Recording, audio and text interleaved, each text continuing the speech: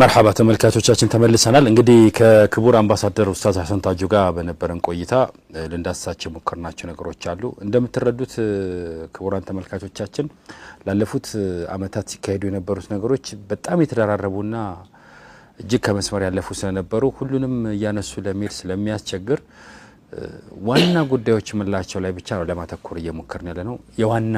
ዋና የሚባል ራሱ ብዙ ጉዳይ አለ። የሰው መጨቆን፣ የኢማሞች መገፋት፣ የሙአዚኖች በየመስጊዱ ያሉ ደረሳዎች፣ ወጣቶች መደብደብ፣ መገፍተር፣ እስከ ሞት የሚያደርስ አደጋ ማድረስ፣ ከነላ ደግሞ ተገቢ ያልሆነ የህግ ሽፋን እንዲያገኙ ወንጀለኞች ማድረግ።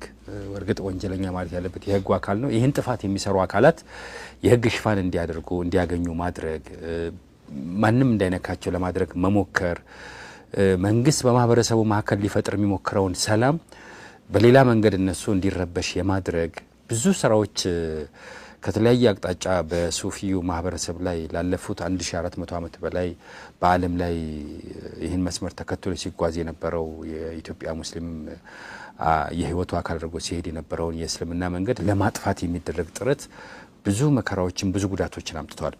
አሁን ያለው መጅሊስ እንግዲህ ምርጫ አካሄዳለሁ እያለ ነው።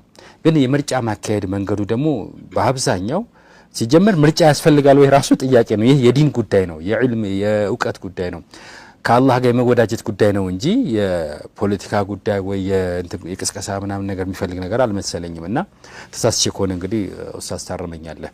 ግን ኢቭን እሺ ምርጫ ሲካሄድ ብንል ራሱ መንገዱ ልክ ነው ወይ? አሁን ቅድም ያነሳቸው መጀመሪያ የቦርድ አወቃቀሩ ልክ አይደለም ብለናል። እስቲ ሌሎቹ ነጥቦች እንቀጥል። ለመድገም ይሄ ምርጫ 4 መሰረታዊ እንከኖች አሉት። ከአራቱ አንዱ እንኳን ከጎደለ ምርጫው የስሙላ ነው የሚሆነው፣ እንኳን አራቱ ማለት ነው። የመጀመሪያው ምንድነው? ይሁንታ ያልተሰጣቸው በሁለቱ ወገን ይሁንታ ያልተሰጣቸው በአንድ ወገን ባለው መጅሊስ የተቋቋመ ቦርድ አለ። እሱ ደግሞ ራሱን ዱፕሊኬት የሚያደርግበት መንገድ አለ ወደ ታች እስከ ወረዳ ድረስ። አንድ ይሄ ነው። ሁለተኛ በጣም ብዙ የተዝረከረከ የተድበሰበሰ ብዙ ክፍተቶች ያሉት የምርጫ ሰነድ አለ። ምርጫን ትርጉም አልባ የሚያደርጉ አንቀጾችን የያዘ የምርጫ ሰነድ አለ። ይሄ ሙያዊ በሆነ መንገድ ማየት ይቻላል፣ ችግር የለውም።